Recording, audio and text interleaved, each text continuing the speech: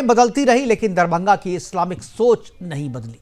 2011 में दरभंगा में मुस्लिमों की आबादी करीब 23% थी, जो अब बढ़कर 30% तक हो चुकी है। दरभंगा के लॉ एंड ऑर्डर के लिए बांग्लादेशी घुसपैठियों के साथ साथ रोहिंग्या मुसलमान भी जिम्मेदार हैं। शुक्रवार रात सीता विवाह पंचमी के अवसर पर मस्जिद से जो पत्थरबाजी की गई, उसमें भी घुसपैठिए की भूमिका संदिग्ध है। दरभंगा पुलिस की तारीफ की जानी चाहिए कि वो समय पर पहुंची और मामले को बिगड़ने से बचा लिया, लेकिन सवाल यहां यह भी है कि आखिर कब तक पुलिस हिंदुओं को बचाती रहेगी। पत्थरबाजों के हौसले जब तक बुलडोज नहीं किया जाएगा, तब तक यह घटनाएं होती रहेंगी।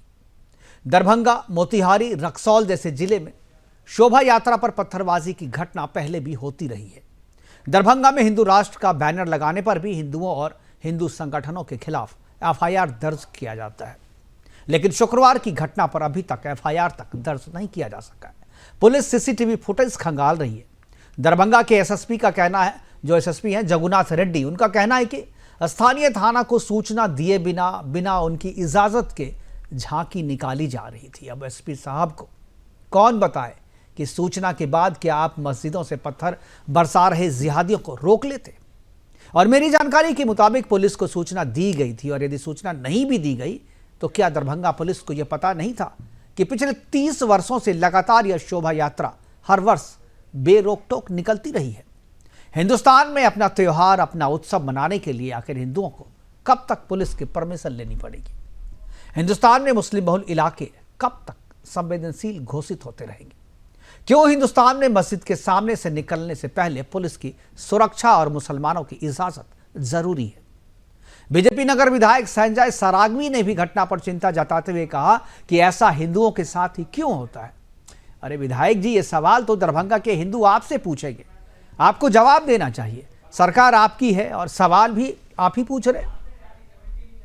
हमें आपसे जवाब चाहिए और आपकी पुलिस से भी जवाब चाहिए। और आज हमारा सवाल है कि क्या बिहार का दरभंगा भी बन चुका है पाकिस्तान? क्या हिंदुओं को अपनी शोभा यात्रा निकालने के लिए मस्जिदों से लेनी पड़ेगी इजाजत? पत्थरबाजों के हौसले को बुलडोज करने के लिए क्या कर रही है सरकार? करेंगे चर्चा, और चर्चा को आगे बढ़ाने के लिए हमारे साथ कुछ मेहमान होंगे, उनसे परिचय करवाएंगे आपका और उसके बाद चर्चा की शुरुआत करेंगे। लेकिन पहले एक रिपोर्ट देखते हैं, रिपोर्ट के बाद कुछ प्रतिक्रियाएं हैं उसको भी सुनाते हैं आपको। उसके बाद मेहमानों से परिचय करवाएंगे, फिर चर्चा की शुरुआत करेंगे।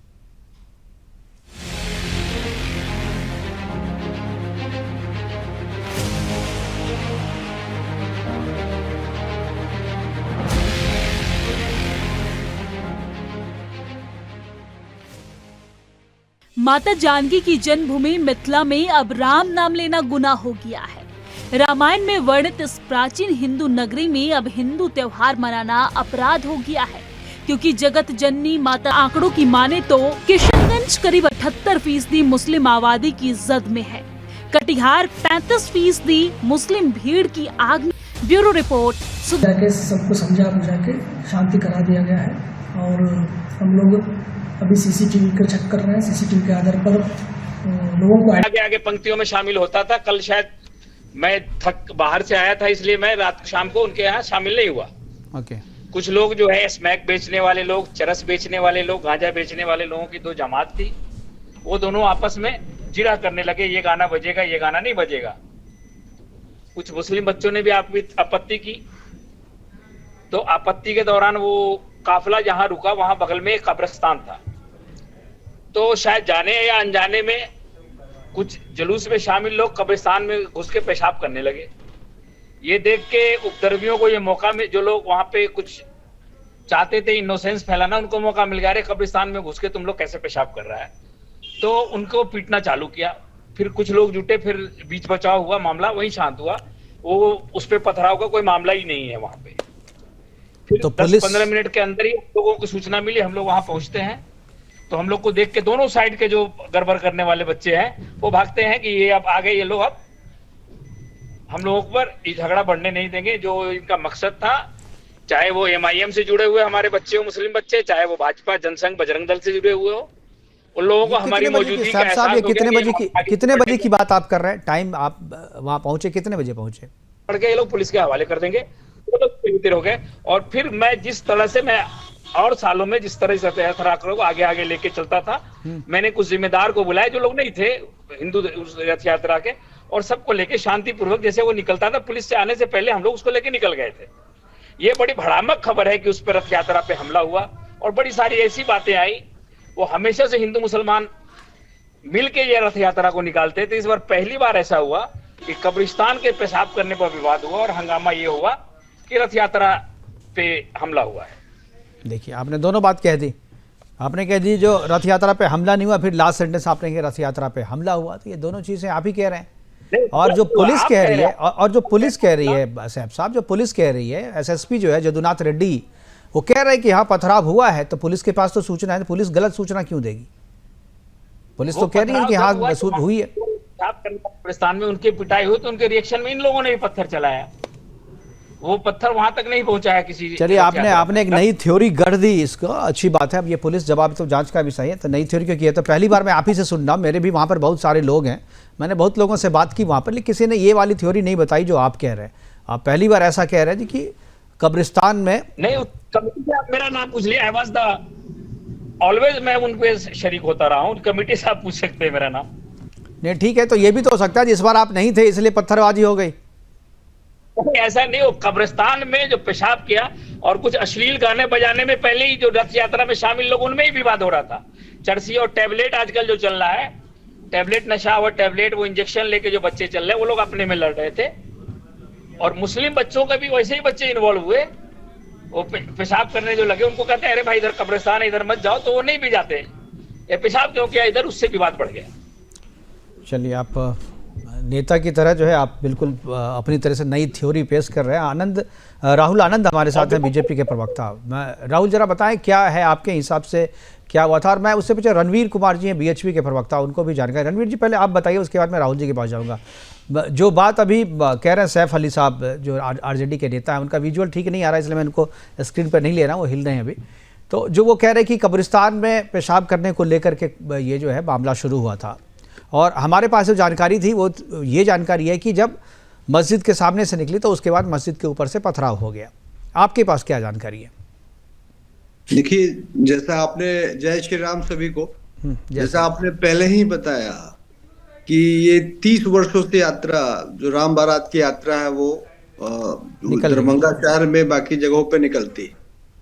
तो ये 30 वर्षों की यात्रा निकल रही है। और ये एक जो आपने कहा अपने प्रीव्यू में ही कि जिस प्रकार से घुसपैठ की समस्या, जो बिहार जो है घुसपैठियों का गढ़ बन रहा है, तो ये एक सोची समझी बहुत बड़ा षड्यंत्र हम लोगों को समझ में आता है। आप जहां भी देखिएगा कि चाहे जहां भी एक विशेष वर्ग की आबादी बढ़ी हो, चाहे वो बॉर्डर के इलाके हों, आप किशनगंज को आपने दिखाया, कटिहार को दिखाया, पूर्णिया, अररिया, अब दरभंगा में भी 32% की आबादी जहां बताया कि वहां हो चुकी है एक विशेष वर्ग की, और जिसमें विशेष करके बांग्लादेशी घुसपैठ रोहिंग्या जो ज्यादातर संख्या में इधर आ रहे हैं। तो हम जब पाते हैं कि जहां भी बिहार के 6 जिले, रणवीर सिंह, मैं थोड़ा रोक करके आपको करेक्ट थोड़ा करता हूँ। आप लोग बोलते हैं विशेष समुदाय, विशेष समुदाय क्यों? मुसलमान बोलने में डर क्यों लगता है? तो मुसलमान कहिए ना। मुस्लिम समुदाय की ये असंवैधानिक नहीं है, गैर कानूनी भी नहीं है, आप कहिए ना। 30% मुसलमान आबादी जहाँ बढ़ी है वहाँ इस तरह के जो षड्यंत्र है और इस तरह की घटनाओं में इजाफा हुआ है। आप चाहे पूर्व में चाहे एनआईए की जो छापेमारी हो या अन्य एजेंसियों की जो छापेमारी हुई है, उसमें खुलकर साबित हुआ है कि दरभंगा जो है पीएफआई का सेंटर बन चुका है। और एक नए प्रयोगशाला के रूप में दरभंगा हम लोगों के सामने आ रहा है। पिछले 2 वर्षों में अगर ध्यान दिया जाए तो हिंदू समाज के जितने भी कार्यक्रम हुए हैं उस पर पथराव अवश्य होता है। मूर्ति विसर्जन में मूर्ति के तोड़ने का काम जरूर होता है, श्रद्धालुओं पर पत्थरबाजी होती है। तो हम सब पहले से ये सब अचानक नहीं हो रहा, बिल्कुल इसकी पूर्व तैयारी है और इसको हल्के में हम लोग को नहीं लेना चाहिए। हम लोग को जो इसमें पीएफआई है और अन्य इस्लामिक आतंकवादी समूह हैं जो जानबूझकर इस तरह के प्रयोग जो है अलग अलग शहरों में कर रहे हैं। हम ऐसा मानते हैं कि पिछले लंबे समय से यह तैयारी चल रही थी जो भविष्य में बिहार में और संपूर्ण देश के लिए बहुत घातक सिद्ध होगी। तो इसके लिए सरकार को भी कठोर कार्रवाई करनी चाहिए और समाज को भी जागरूक रह करके इस पर अपना सतर्क नजर रखने की आवश्यकता है। बिल्कुल, नज़र रखने की आवश्यकता है। राहुल आनंद हमारे साथ हैं, बीजेपी के प्रवक्ता हैं। मैं एक बार राहुल जी के पास वापस जाना चाहूँगा। राहुल जी, जिस तरीके से ये चीज़ें हुई, आपके जो विधायक हैं वो कह रहे हैं कि भाई कब तक ऐसा होता रहेगा, भाई जिनको जवाब देना चाहिए वो खुद सवाल पूछ रहे हैं। ऐसा कि भाई बीजेपी को जवाब देना चाहिए ना, जब आरजेडी के टाइम में ऐसा हुआ था, जो हिंदू राष्ट्र का बैनर लगा देने पर एफआईआर हो गया था और वहाँ पर इस शोभा यात्रा और विसर्जन पे लाठियाँ चल जाती है, गोलियाँ चल जाती हैं, तो लोग समझ सकता था कि सरकार जो है तुष्टीकरण वाली है, तो यहाँ पर सब चीज़ देखने को मिलेगा ही। लेकिन अब तो आपकी सरकार है भाई, तो अब क्यों हो रहा है और अभी तक एफआईआर तक दर्ज नहीं हुआ?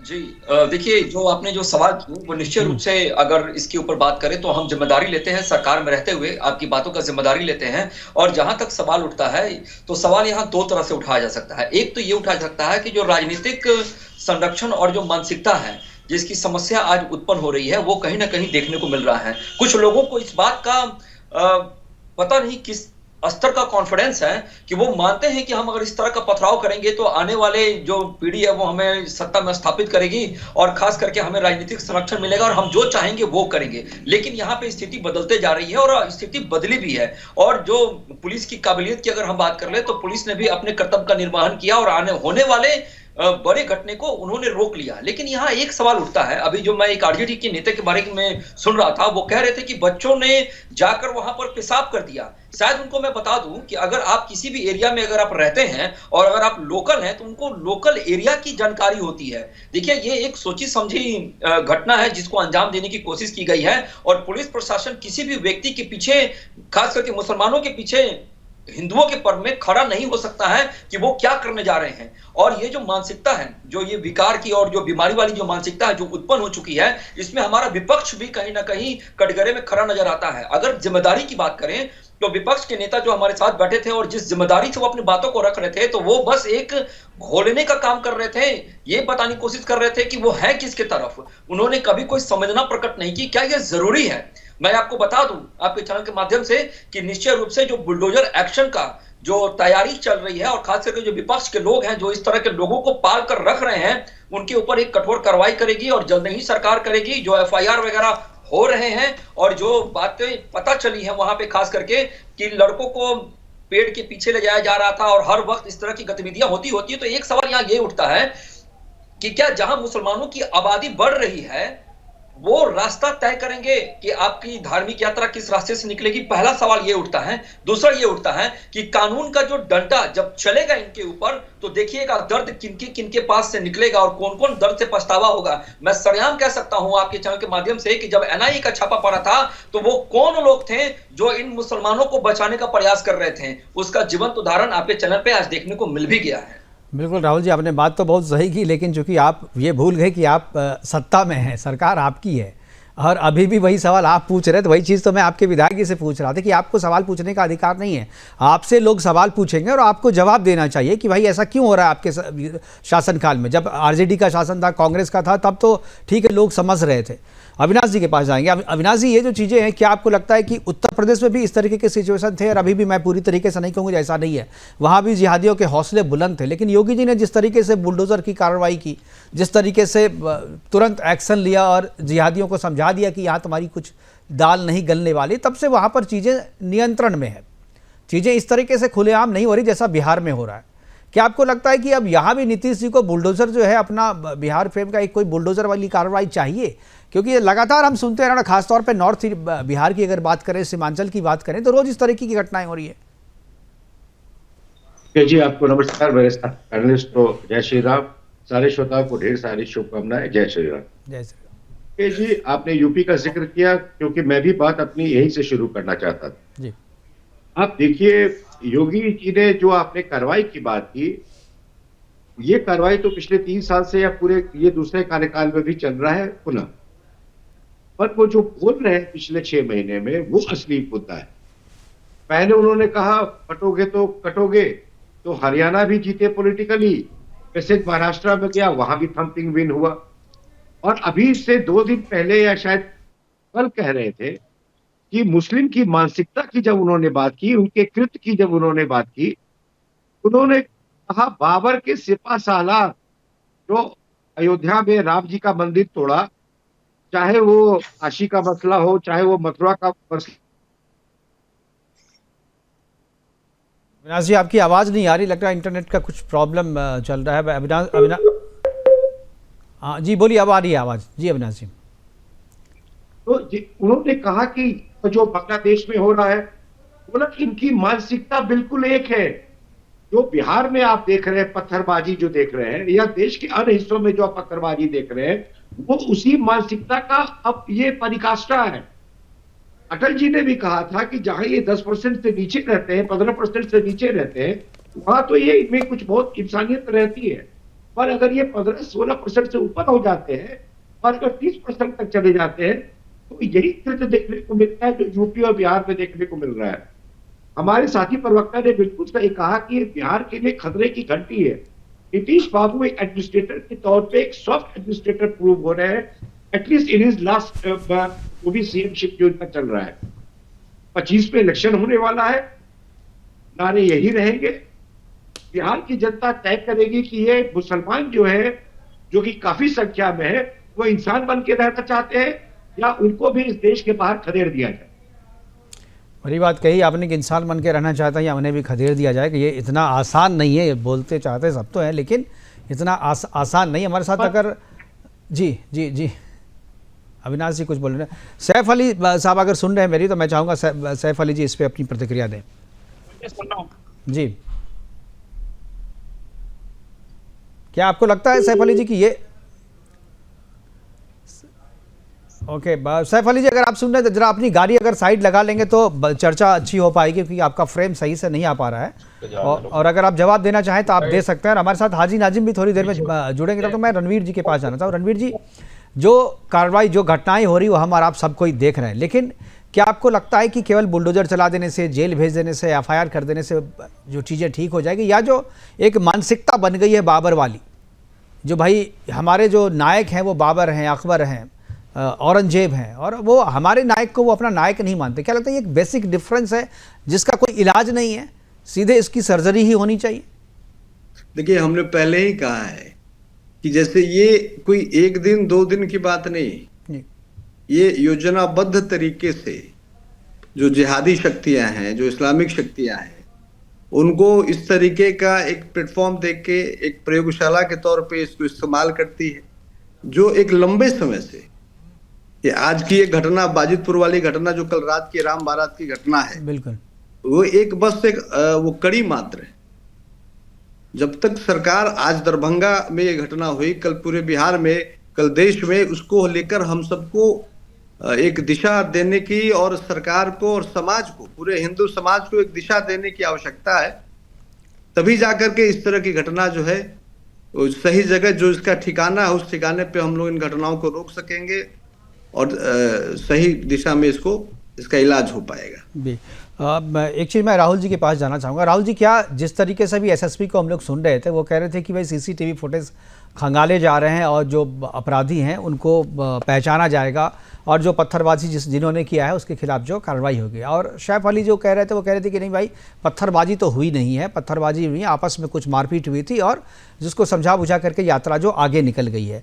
क्या आपको लगता है कि पुलिस भी जो है एडमिनिस्ट्रेशन, जी रणबीर जी मैं आऊँगा आपके पास, मैं आपसे भी यही सवाल पूछूंगा। क्या लगता है कि जो पुलिस तो कहता है ना कि सरकार भले तुम्हारी हो, सिस्टम हमारा है, तो सिस्टम के लोग जो हैं अभी भी वो पूरा उसी सोच के हैं, और अभी तक जो है उनको बचाने में और उनको एक नायक बनाने में अपनी भूमिका निभा रहे हैं? देखिए, अगर इस बात पे अगर हम चर्चा करें तो ये थोड़ा गंभीर विषय है, लेकिन फिर भी मैं आपको आपके चैनल के माध्यम से इस बात को यकीन दिला दूं कि जो लोग इस बात को कहते हैं कि चाहे सरकार किसकी हो, सिस्टम हमारा हो, तो शायद वो इस चीज को भूल गए हैं कि परिस्थिति हर वक्त बदलती रहती है। सिस्टम उनका ही था, फिर भी NIA का छापा पड़ा था। सिस्टम उनका ही था, लेकिन पूर्णिया किशनगंज में NIA का छापा पड़ गया था। सिस्टम उनका ही था, PFI पे कार्रवाई हो गई थी। सिस्टम उनका ही था, फिर भी जो आने वाली जो घटना थी उसको रोका जा सका था।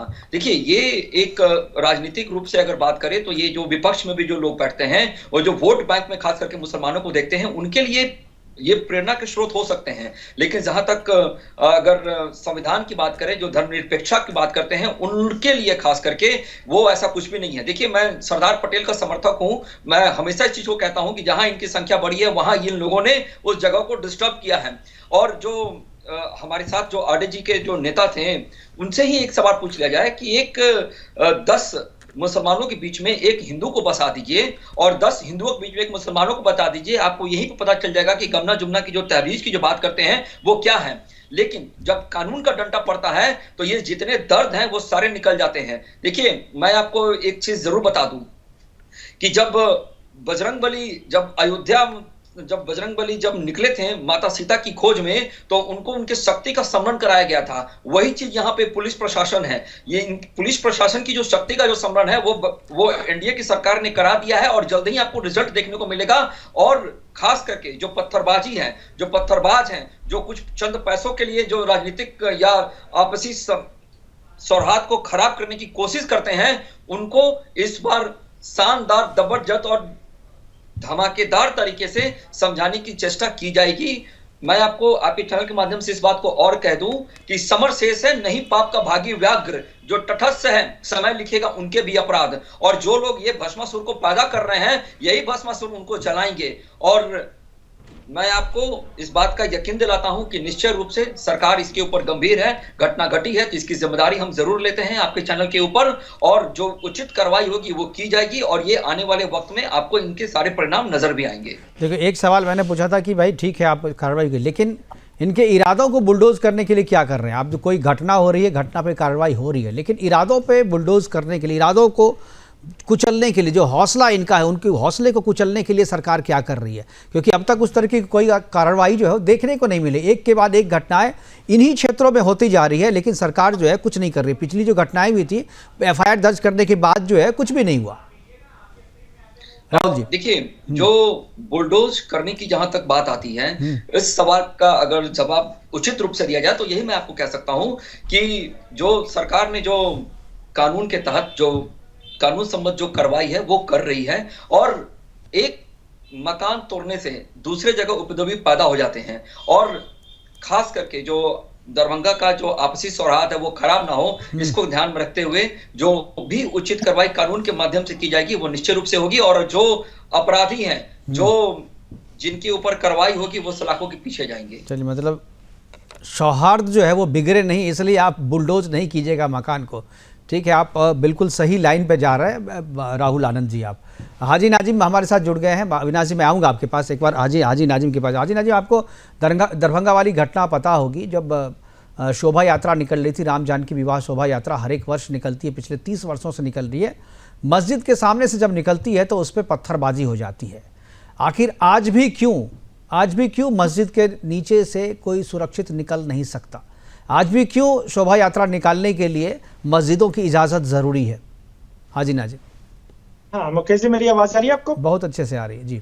हाँ मुकेश जी, देखिए हम लोगों को कोई आपत्ति नहीं कि आप मस्जिद के बराबर से अपनी शोभा यात्राएं निकालें, तो हम तो चाहते हैं कि आप भाईचारा बनाए रखें। हम लोग तो गंगा जमनी तहजीब वाले, लेकिन हम लोगों को जब आपत्ति होती है जब हमारी मस्जिदों को ढक दिया जाता है। वहां पर एक तिरपाल से मस्जिदों को ढककर शोभा यात्रा निकाली जाती है, मस्जिदों के मीनारों पे भगवा झंडा लहराया जाता है और वहां पर डीजे बजाकर इस तरीके की अभद्र भाषा का प्रयोग किया जाता है कि वो मैं आपके टीवी चैनल पर नहीं कह सकता ये बात, जिस तरीके की भाषा का प्रयोग किया जाता है। तो देखिए, मैं ये कहता हूँ मुकेश जी, देखिए मुल्क संविधान से चलता है, सबको अधिकार है अपने अपने फेस्टिवल मनाने का। और इसमें अगर ये कहा जाए कि मस्जिदों के आगे से जब हम निकलते हैं तो वहां पर पत्थरबाजी होती है, तो यहाँ कहीं ना कहीं प्रशासन पूरी तरीके से फेल होता हुआ नजर आ रहा है। प्रशासन को चाहिए कि जब ऐसे सेंसिटिव एरिया हैं तो वहां पर ड्रोन कैमरे से निगरानी होनी चाहिए। वहां पर अच्छा, एक चीज आपने बताया, ऐसे सेंसिटिव एरिया, ये मुसलमान जहां होते हैं उस एरिया को सेंसिटिव क्यों कहते हैं आप? हाँ मुकेश जी, क्यों है सेंसिटिव? वो हिंदुस्तान का हिस्सा नहीं है क्या? आपसे डर के क्यों रहे? मैं आपके छत पे मैं कब तक पत्थर ढूंढता रहूं भाई? छत ना तोड़ दूं आपका मैं? मुकेश जी देखिए, हाजी नाजिम सेंसिटिव एरिया नहीं कहता, सेंसिटिव एरिया कहते हैं वहां का प्रशासन कि हाँ देखिए आप सेंसिटिव एरिया। आपने भी कहा कि ड्रोन से निगरानी करनी चाहिए, देखना चाहिए जी कि भाई पत्थर है कि नहीं। क्यों देखें, कब तक देखें? क्यों मुसलमान की आबादी जहां भी होती है वो सेंसिटिव हो जाता, क्यों हो जाता है भाई? आप जो है अभी राहुल आनंद ने कहा कि जहां 10 हिंदुओं का जहाँ बस्ती में मुसलमान सुरक्षित हैं, लेकिन मुसलमानों की बस्ती में हिंदू क्यों नहीं सुरक्षित है? क्या है ऐसा? मैं यही हाँ सुन तो लीजिए मुकेश जी, जो इस तरीके की बात करते हैं ना कि 10 घर मुसलमान के होने के बाद हिंदू भाई सुरक्षित नहीं होता, वो आपके चैनल पे आके झूठ बोलते हैं। झूठ नहीं बोलते हैं, ये हमारा भी एक्सपीरियंस है, वो आपको बताएंगे, उदाहरण के साथ बताएंगे। वक्त है एक छोटे से ब्रेक का, जाइएगा नहीं कहीं। हमारे जितने दर्शक हैं इस पर चर्चा महत्वपूर्ण जारी है, और भी मेहमान जो हमारे साथ जुड़ेंगे अभी चर्चा कर रहे हैं कि दरभंगा की जो अब बाबर की बस्ती बनती जा रही है, और एक के बाद एक जो है हिंदुओं के खिलाफ जो है घटनाओं की संख्या बढ़ती जा रही है। यहाँ राम नाम लेने पर भी जो यहाँ पत्थरबाजी हो जाती है। करेंगे चर्चा, हमारे साथ सभी मेहमान बने हुए हैं। और अभी हम हाजी नाजिम से बात कर रहे थे, बीच में ब्रेक लेना पड़ा। मैं एक बार वापस हाजी नाजिम के पास जाना चाहूँगा और चाहूँगा कि वो अपनी बात पूरी करे। हाजी नाजिम अपनी बात पूरी करें जो बीच में ही छूट गई थी। हाजी नाजिम, क्या आप सुन रहे हैं मेरी बात? आवाज़ मेरी आ रही है? हाजी नाजिम को शायद मेरी आवाज़ नहीं पहुंच रही, वो निकल भी गए। राजनीतिक विश्लेषक हमारे साथ अविनाश सिंह जी, एडवोकेट जी। अविनाश जी आप बोलिए, अपनी बात पूरी कीजिए। जी मुकेश जी, मैं अपनी बात रख रहा था जी। और पुनः फिर दोहराऊंगा कि संभल पे जब ये कांड हुआ तो अब ये बिल्कुल आम सवाल जो हर जनता पूछ रही है इस देश की कि भाई हमेशा मुसलमान क्यों उसको अपना धर्म खतरे में नजर आता है? अचानक से ये लोग इकट्ठा कैसे हो जाते हैं? जब भी इकट्ठा होते तो 2000, 1500, 1000 के, और सबके हाथ में पत्थर कहां से आ जाता है? आप देखेंगे एक पैटर्न है। और आपने बहुत वाजिब सवाल पूछा भाजपा के प्रवक्ता से कि ये लॉ एंड ऑर्डर का प्रॉब्लम डिस्कस करके आप डील करने की बात कर रहे हैं, पर ये मानसिकता जो बन रही है, ये पनप रही है मदरसों में, और इस तरह के जो इंस्टीट्यूशन होते हैं, जो इनका जो अपना प्रकल्प होता है, उसको ध्वस्त करने के लिए, उसको तोड़ने के लिए क्या कर रहे हैं? दूसरा, इन्फिल्ट्रेशन को रोकने के लिए क्या कर रहे हैं? और सबसे बड़ी बात, तीसरा, जो हमारा बॉर्डर एरिया जो है, चाहे वो झारखंड से लगा हुआ हो या बंगाल से लगा हुआ हो, उसको आप कैसे सिक्योर कर रहे हैं?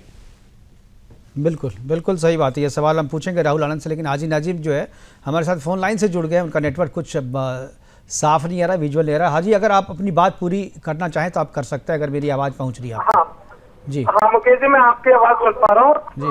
वो असल में टेक्निकल इशू होने की वजह से मैं लाइव नहीं हो पाया। जी जी जी, बोलिए बोलिए। हाँ मुकेश जी, देखिए मैं ये कहना चाहता हूँ कि देखिए जिस तरीके से यहाँ पे बार बार ये आ रहा है कि पत्थरबाजी हो रही है, तो देखिए मैं ये कहना चाहता हूँ कि प्रशासन को अलर्ट रहना चाहिए। आखिर ये पत्थरबाज है कौन? क्योंकि मुस्लिम समाज को बदनाम करने के लिए कुछ अराजक तत्व आ जाते हैं, मुस्लिम लिबास में टोपी लगा लेते हैं और मुसलमानों को बदनाम कर देते हैं, और फिर उसके साथ साथ हमारी मस्जिदों को निशाना बनाते हैं। ये सबसे बड़ी गंभीर बात है। तो मुकेश जी, मैं बड़ी जिम्मेदारी के साथ एक बात कहना चाहता हूँ कि ये मुल्क संविधान से चलता है, और जो लोग इस संविधान के साथ अगर खिलवाड़ करने की कोशिश करेंगे, उनके खिलाफ सख्त से सख्त एक्शन होना ठीक चाहिए। है। तो हाजी मेरा आपसे सवाल है, जो उत्तर प्रदेश में भी इस तरह की घटनाएं हुई, बस्ती में जो हुई, वो भी संभल में जो हुआ, वहाँ भी आप कहते हैं किसी तरह की गलत लोग घुस जाते हैं, पुलिस जो FIR करती है, तो एक बार आप जो कोर्ट जाइए पुलिस के खिलाफ, ये गलत लोगों के खिलाफ, क्योंकि जिनको पकड़ा जा रहा है, जिन पे आरोप है, वो भी तो अपने आप को इससे ये नहीं कह रहे कि मैं नहीं था वहाँ पे, वो भी तो स्वीकार कर रहे हैं। आप कह रहे हैं कि दूसरे लोग घुस जा रहे हैं, उसमें कौन घुस जा रहा है? अभी तक तो कहीं पे कोई नाम सामने नहीं आया। पुलिस ने जिसको गिरफ्तार किया है वो तो वही है, कोई जावेद है, कोई अब्दुल है, कोई अली है। हाँ देखिए मुकेश जी, अभी आपने देखिए संभल की बात बताई, तो देखिए मुझे बहराइच याद आ जाता है। और देखिए हाँ सुन लीजिए, मैं वहीं आ जाता हूँ। देखिए बहराइच इसलिए मुझे याद आ जाता है, बहराइच में जिस तरीके से गंगा भागा, वहां पर एक नौजवान साथी वो दुनिया से रुखसत हो गया, बड़ा दुख था हमें उसका। लेकिन बाद में जब जांच पड़ताल होती है तो जिसका नाम आता है एक विधायक वहीं का, वो FIR एक जो है ना, आप जिसकी बात कर रहे हैं ना, इस पे कितनी बार बातचीत हो गई, कितनी बार जो स्थिति थी वो साफ कर दी गई, लेकिन आपको एक ही रिकॉर्ड बार बार बजाना होता है। जब दरभंगा की बात करेंगे तो बस्ती चले जाएंगे आप। देखिए जब आप संभल की बात करते तो बहराइच का भी जिक्र होना चाहिए। मैं संभल की बात नहीं कर रहा, मैं दरभंगा की बात कर रहा हूँ। दरभंगा पे रहिए, हमारे पास घटनाएं हर एक जगह हो रही है। बार बार एक दूसरे को मिक्स करेगा तो कुछ भी साफ नहीं हो पाएगा। एक बार फिर से अविनाश जी कुछ बोलना चाह रहे हैं। अविनाश जी, मैं यही इनसे पूछ रहा हूँ, ये बार बार जो कह रहे हैं कि कुछ और लोग आ जाते हैं, महिलाएं बुर्का पहन करके पत्थर मार रही है, वो कहां से आ जाती हैं? विदेशी छर्रे और बुलेट मिल रहे हैं। प्रशासन क्या कर रहा है? प्रशासन ये बता दीजिए सर, प्रशासन आपको कर रहा है ना, प्रशासन आपकी हड्डियां तोड़ रहा है पकड़ने के बाद, प्रशासन हड्डियां तोड़ ही रहा है ना, लेकिन आपको फर्क नहीं पड़ता ना उससे, आपको फर्क नहीं पड़ता क्योंकि आप तो जिहाद के लिए तुड़वा रहे हैं हड्डी, आपको तो गजवाए हिंद के लिए हड्डी तुड़वाना मंजूर है, आपको तो फिर 72 हूर चाहिए, उसके बाद आपको तो मरना भी मंजूर है। हाँ, आपको तो मरना भी मंजूर है, आपको क्या है। और मुझे लग रहा है कि इसी को तोड़ना, इसी हौसले को तोड़ना जो है वो जरूरी है। रणवीर जी कुछ बोलना चाह रहे थे, मैंने देरी से मैं उनके पास आ रहा हूँ। रणवीर जी आप कुछ बोलना चाह रहे थे। जी उसमें एक ही बात ऐड करना था कि जो ये पथराव की और इस तरह की घटनाओं की जो क्रोनोलॉजी है जी, और जो मोडस ऑपरेंडी है वो सब जगह सेम है। आप चाहे दरभंगा में उठाइए, किशनगंज में उठाइए, अररिया में उठाइए, कटिहार में उठाइए, रक्सौल, मोतिहारी, बगहा में उठाइए, कहीं भी उठाइए, तो ये बड़ा जी बांग्लादेश, बिल्कुल सही कहा जी। तो ये हम लोग को और सरकार को और पूरे समाज को, पूरे हिंदू समाज को देखने की जरूरत है। ये कौन सी शक्ति है जो जिहादी, इस्लामिक जिहादी शक्ति, जो कि एक ही तरह के मोडस ऑपरेंडिस में काम करते हैं सब जगह।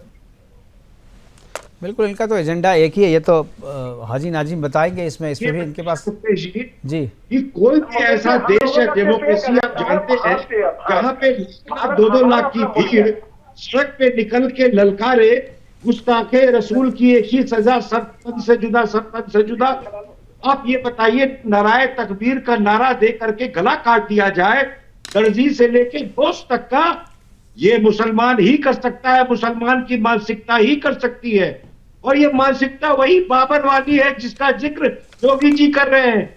ये मानसिकता वही है तो हर पत्थरबाज में दिखना चाहिए और इनको सीधा गोली मार देनी चाहिए। चलिए, आप जो कह रहे हैं वो ठीक है, चाहते सबको, लेकिन अपना लॉ एंड ऑर्डर। हमारे पास आखिरी कमेंट के लिए मैं राहुल जी के पास आऊँगा। राहुल जी, कब तक गिरफ्तारी हो जाएगी, कब तक FIR हो जाएगा, कब तक सजा हो पाएगी? देखिए, सबसे बड़ी बात यह है कि जो आज राजनीतिक विश्लेषक हो, चाहे रणवीर कुमार जी हो, जो बातों को जो कह रहे थे, उन बातों में अगर एक ही चीज को ध्यान दिया जाए तो बस यही कहूंगा मैं कि जो योगी जी ने, जो माननीय प्रधानमंत्री जी ने जो नारा दिया, खास करके वो, उस नारे को अगर हम दोहराए तो हम सबको एक रहने की आवश्यकता है। जो लोग आ रहे हैं, दाना डाल रहे हैं, जो बांट कर हमको अपनी राजनीतिक रोटियां सेक रहे हैं, उनसे बचने की जरूरत है। जहां तक सवाल उठता है मदरसा का, अभी थोड़ी देर पहले अविनाश जी ने कहा कि क्या कर रहे हैं, तो मैं आपको बता दूं कि बिहार के अंदर एक घटना घटी थी मदरसा के अंदर, जिसमें कुछ गलत पुस्तक पढ़ाई जा रही थी मुसलमान बच्चों को, उसके ऊपर रोक लगाया गया, उसका बवाल हुआ, उसको बदलना भी पड़ा। ठीक है सर, ठीक है, रोकना पड़ेगा आपको, बार वाइंड अप करने के लिए कहा जा रहा है। ठीक है राहुल जी, हमारे साथ जुड़ने के लिए आपका बहुत बहुत धन्यवाद। हमारे साथ रणवीर जी जुड़े, आपका भी धन्यवाद। अविनाश जी आपका भी, हाजी नाजिम आपका भी, और हमारे साथ जो है एक सैफ अली साहब भी जुड़े थे RJD से, आपका भी बहुत बहुत धन्यवाद अपनी बातें रखने के लिए। लेकिन दरभंगा में जो बात हुई है, जिस तरीके से दरभंगा में मस्जिदों से शोभा यात्रा पर पत्थर बरसाए गए हैं, वो कोई नई घटना नहीं है और पहली बार की घटना नहीं है, और आगे नहीं होगी इसकी भी कोई गारंटी नहीं है। जब तक सरकार सख्त नहीं होगी, जब तक नीतीश कुमार योगी के स्टाइल में, योगी की राह पर चल के बुलडोजर की कार्रवाई बिहार में भी शुरू नहीं करेंगे, तब तक ये घटनाएं रुकने वाली नहीं, क्योंकि इनके दिल में कहीं से भी खौफ नहीं है, और खौफ पैदा करने के लिए बुलडोजर का आना जरूरी है। फिलहाल अभी के लिए इतना ही, दीजिए इजाजत, नमस्कार।